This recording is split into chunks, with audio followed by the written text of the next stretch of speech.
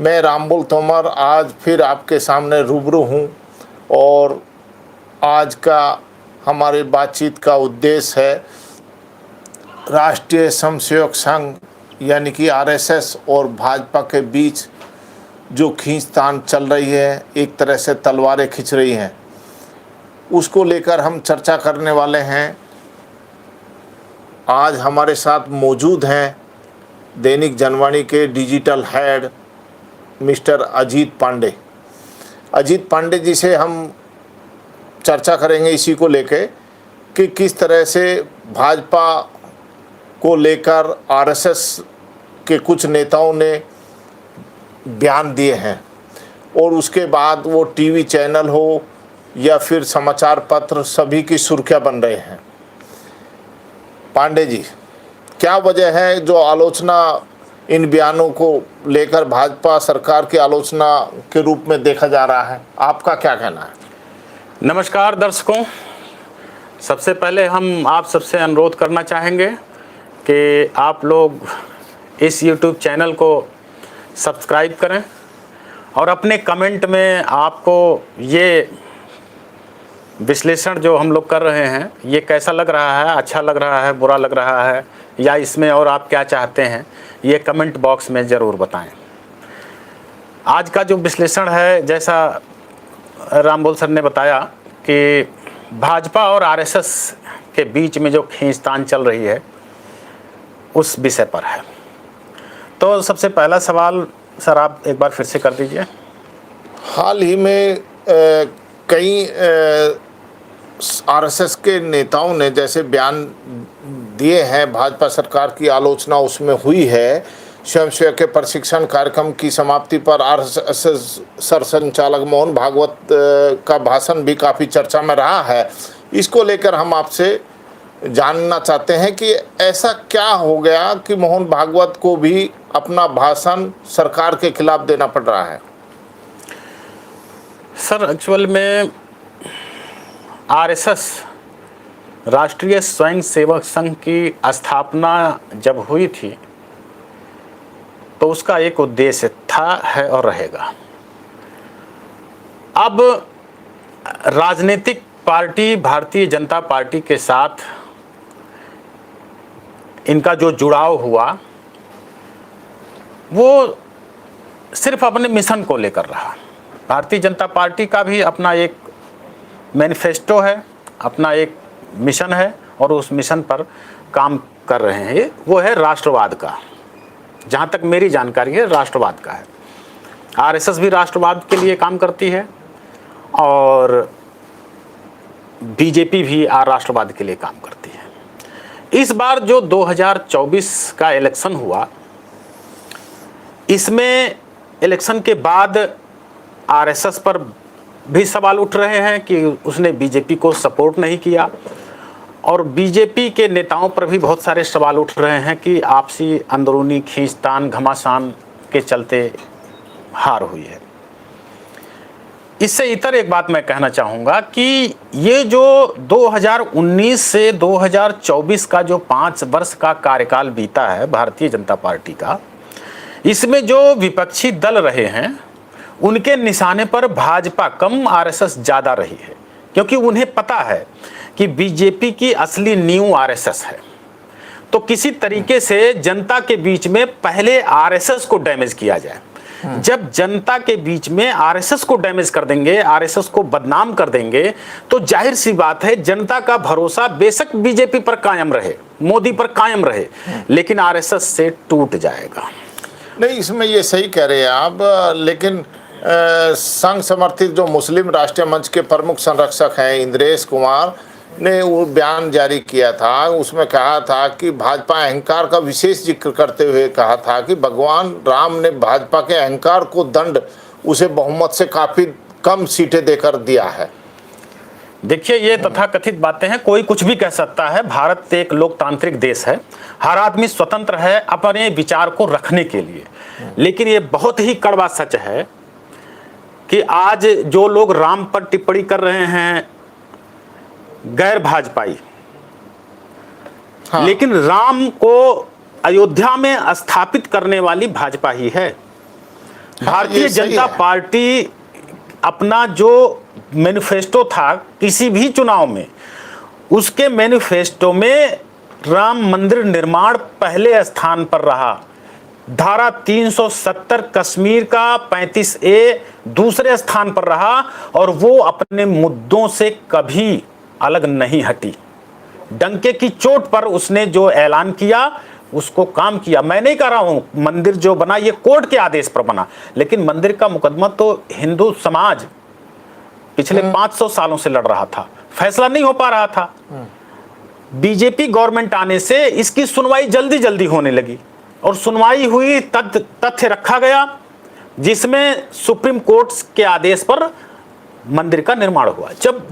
जब भगवान श्री राम का घर यानी उनकी मूर्ति रखने की जगह नहीं थी, टेंट लगा हुआ था, तंबू लगा हुआ था, तब तो इंद्रेश कुमार का पता नहीं था।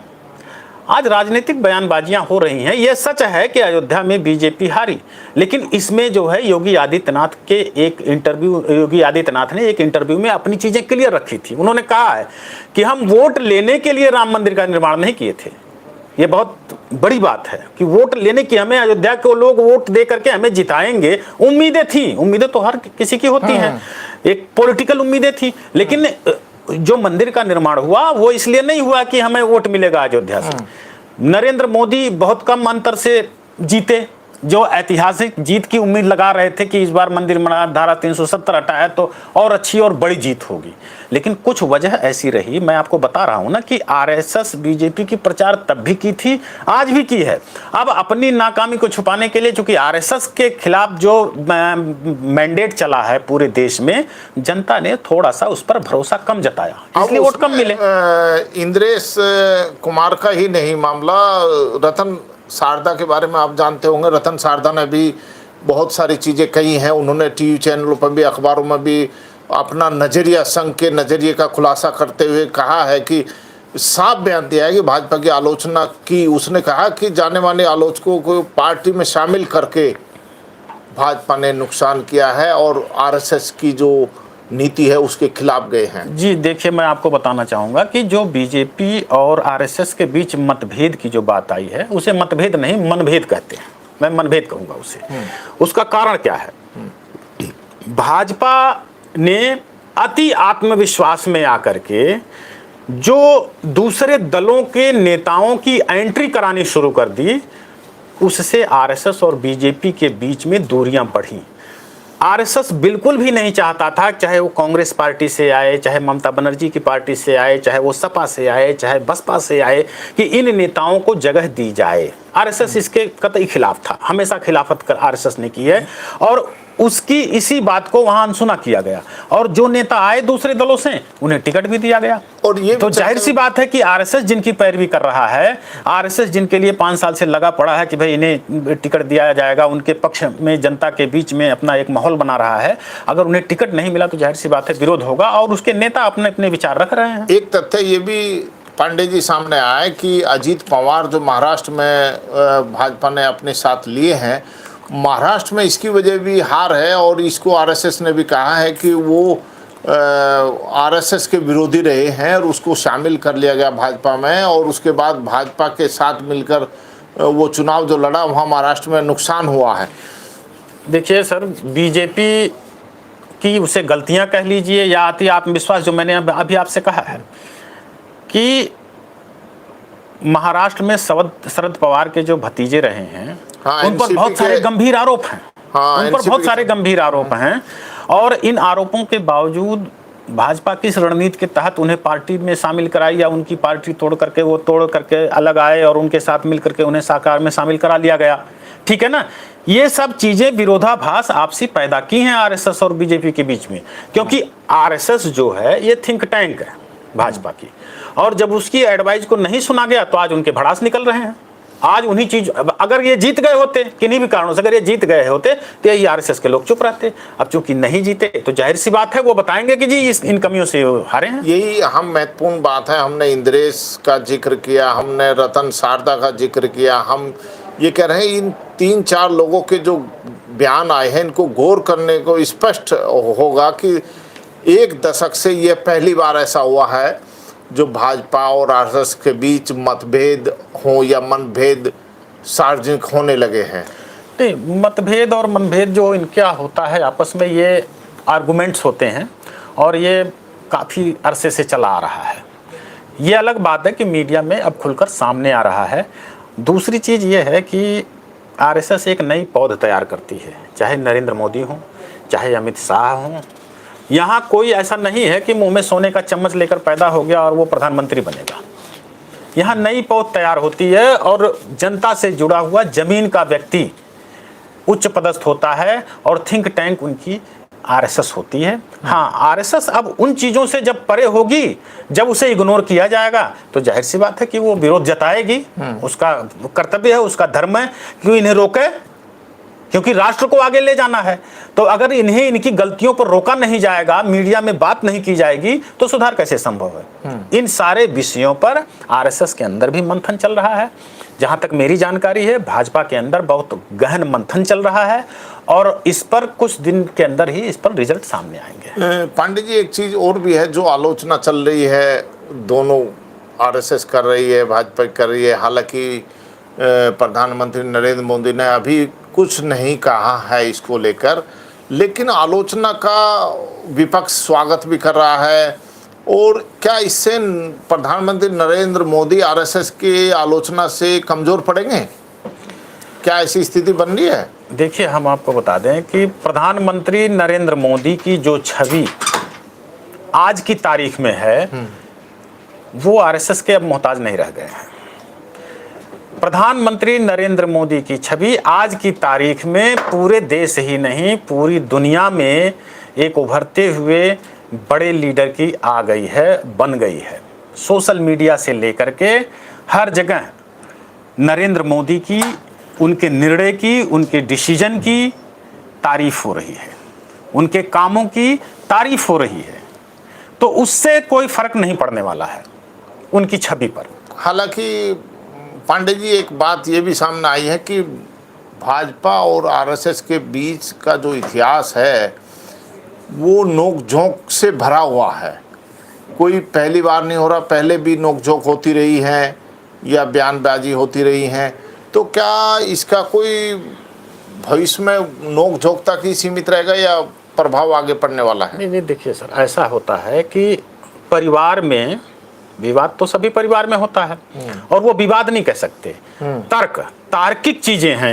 यहाँ तर्क की लड़ाई होती है।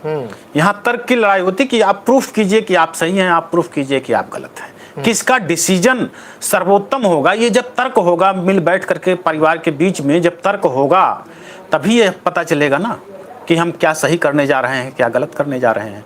तो ये तर्क संगत बातें और व्यवहारिक बातें भाजपा और आरएसएस आपस में करती हैं और उससे एक अच्छा डिसीजन निकल कर आता है जो राष्ट्र हित में होता है।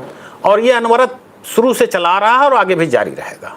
इसका कोई जनता पर या राष्ट्र पर इसका कोई इम्पैक्ट नहीं पड़ेगा। ना ही अगर कुछ लोग ऐसा, विपक्षी नेता कुछ ऐसा सोच रहे हैं कि भाई इसका इम्पैक्ट कुछ बुरा होगा, हम उसका फ़ायदा उठा पाएंगे, तो मुझे संभव नहीं दिखता है। ऐसा नहीं लगता कि ये सोचना कि संघ भाजपा नेतृत्व में कोई परिवर्तन लाएगा, उसकी मंशा और ताकत का गलत आंकड़ा नहीं होगा? नहीं, परिवर्तन की जहाँ तक बात है, देखिए अब ये हमेशा भाजपा में या संघ तो एक जो है सोशल सेक्टर में काम करने वाला संगठन है, उसकी मैं बात नहीं कर सकता कि उसमें कैसे क्या होता है। वहाँ भी लोकतांत्रिक तरीका अपनाया जाता है संघ प्रमुख का के इलेक्शन में, चुनाव में। अब रही बात भाजपा है, तो भाजपा एक जो है राजनीतिक दल है, राष्ट्रीय राजनीतिक पार्टी है।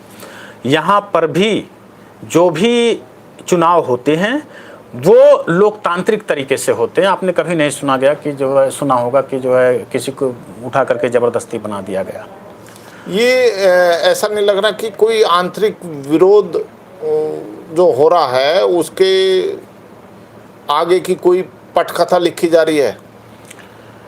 अगर ऐसी कोई बात होती तो नरेंद्र मोदी को साइड कर दिया गया होता। इस बार जो नरेंद्र मोदी प्रधानमंत्री चुने गए, एनडीए गठबंधन के नेताओं के बीच चुने गए, तो उसमें कोई ऐसी बात सामने तो आई नहीं है। तो आरएसएस क्या नरेंद्र मोदी को चाहता नहीं है? आरएसएस, देखिए आरएसएस की अपनी विचारधारा है सर। उस विचारधारा के तहत चाहे नरेंद्र मोदी हो, चाहे वो अमित शाह हो, चाहे वो राजनाथ सिंह हो, चाहे वो नितिन गडकरी हो, कोई भी वहां आएगा तो उसे उस विचारधारा को पालन करना कहीं ऐसा तो नहीं है कि आंतरिक विरोध जो हो रहा है इससे कोई बड़ा विस्फोट हो जाए दोनों के बीचों में? फिलहाल अभी कुछ वर्षों तक ऐसा नहीं दिख रहा होना। अभी जो है नरेंद्र मोदी की जो लोकप्रियता पूरे देश में और पूरी दुनिया में जो बनी हुई है, उसे आरएसएस और भाजपा दोनों कैश करना चाहेंगे। संघ और भाजपा के जो संबंध है वो आज से नहीं, 1977 में जनता पार्टी का विलय हुआ था, जनसंघ का जनता पार्टी में विलय हुआ था, लेकिन वह पार्टी टूट गई थी। अब भाजपा संबंध 1984, 2004 और 2024 को याद कीजिए। 1984 में पंजाब संकट को लेकर चिंतित संघ राष्ट्र हित की मांगों के दबाव में आ गया था, ये आपको जानकारी होगी। उसने फैसला किया था तब कि भारत ऐसी दूसरी गठबंधन सरकार जिसमें भाजपा भी शामिल हो की जगह राजीव गांधी की सरकार अधीन ज़्यादा सुरक्षित रहेगा। इस बात को भी राजीव गांधी और सरसंचालक बाला साहब देवरस उस समय हुआ करते थे कि कथित लिए कांग्रेस को वोट देने के संदेश प्रसारित कर रहे थे। 1998 में अटल बिहारी वाजपेयी के नेतृत्व में भाजपा की सरकार पहली बार गठित हुई थी, लेकिन संघ का जिस तरह का आपस में मनमुटाव, टकराव अब हल्का हल्का बढ़ रहा है, क्या ये आगे लंबा खिंच सकता है? देखिए, ये तार्किक बातें हैं। संघ, मैंने आपसे बताया ना कि भाजपा और संघ के बीच में तार्किक बातें शुरुआत से ही होती हैं। कहीं मनभेद होता है, कहीं मतभेद होता है, कहीं विरोधाभास भी होता है। अब दूसरी बात पे आइए, संघ के जितने भी नेता बयान दे रहे हैं, जो कुछ भी कह रहे हैं, इसमें बीजेपी के किसी पार्टी के किसी लीडर का नाम लिया जा रहा? नहीं लिया जा रहा है। पूरे पार्टी को फोकस किया जा रहा है। आप इस चीज को समझिए, ये बहुत गूढ़ बात है। चाहे मोहन भागवत बयान दे रहे हैं, चाहे इंद्रेश कुमार बयान दे रहे हैं, कोई भी बयान दे रहा है, इसमें पूरे पार्टी को फोकस किया जा रहा है। आप इस चीज को समझिए, बीजेपी जो हारी है उसके 2-3 पहलू हैं। पहला ये कि सोशल सेक्टर में जो वार चला है पक्ष और विपक्ष का, पहली हार भाजपा की वहां हुई है। इसके जो बीजेपी के जो डिजिटल हेड रहे होंगे, जो भी हैं, हाँ ठीक है, पहले तो वो हारे हैं। उन्होंने भाजपा को हराने में महत्वपूर्ण भूमिका निभाई है। कौन, मालवीय करके कोई अमित मालवीय हैं, उनकी बड़ी भूमिका है। वो कहीं भी कांग्रेस या इंडिया गठबंधन या अन्य विपक्षी दलों ने जो अपनी वीडियो वायरल किए हैं बीजेपी के विरोध में, किसी भी वीडियो का वो जवाब नहीं दे पाए। पहला तो ये मान लीजिए। दूसरा मैं बता रहा हूं, और बहुत दावे के साथ कह रहा हूं, दूसरा मैं ये कह रहा हूं कि बीजेपी के पक्ष में बहुत सारे लोग हैं, बीजेपी के पक्ष में वीडियो बनाते हैं, बहुत सारे लोग हैं इंडिया गठबंधन के पक्ष में वीडियो बनाते हैं।